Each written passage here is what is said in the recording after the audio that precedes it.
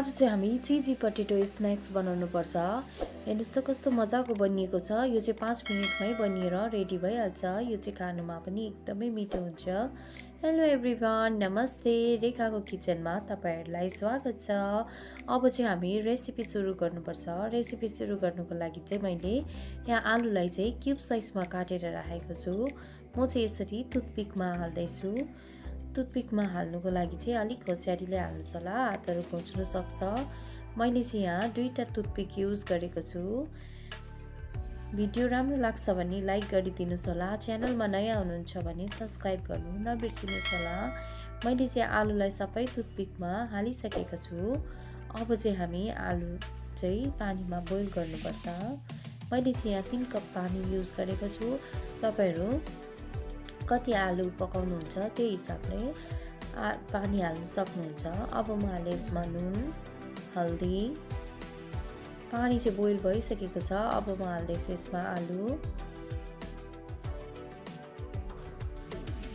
आलुलाई चाहिँ high फ्लेममा 3 minute पकाउनु भयो भने हुन्छ। आलु चाहिँ हाम्रो बोइल भइसकेको छ। अब चाहिँ हामी माथिबाट कर्नफ्लोरलाई स्प्रिङ्कल गर्नुपर्छ।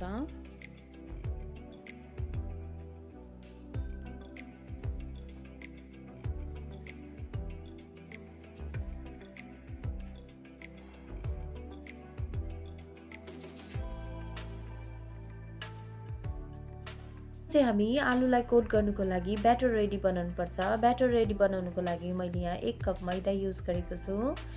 आधा चम्ची नुन, आधा चम्ची रेड चिल्ली पाउडर, आधा चम्ची ब्ल्याक पेपर पाउडर, आधा चम्ची जीरा पाउडर, आधा चम्ची धनिया पाउडर। यो सबै हालिसकेपछि चाहिँ मजाले मिक्स गरेर कम्ती कम्ती पानी हाल्दै ब्याटर रेडी बनाउनु पर्छ।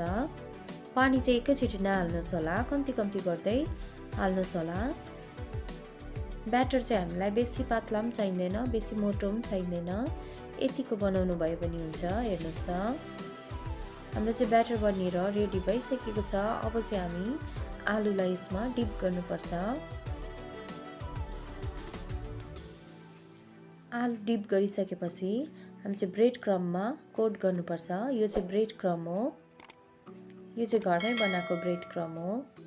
तपाईहरु पनि सजिलैसँगले बनाउन सक्नुहुन्छ। मैले चाहिँ यो ब्रेडलाई मिक्सीमा पिसेर ब्रेड क्रम्ब बनाएको हो। तपाईहरु पनि सजिलैसँगले बनाउन सक्नुहुन्छ। अब चाहिँ हामी पटेटो फ्राई गर्नुपर्छ।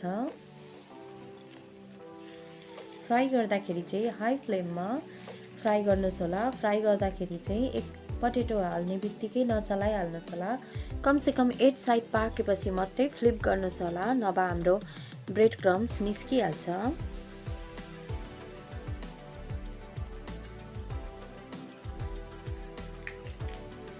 हाम्रो एक साइड मजाले पाकिसकेको छ। अब हामी अर्को साइड पकाउनु पर्छ। हेर्नुस् त कस्तो मजाको भएको छ।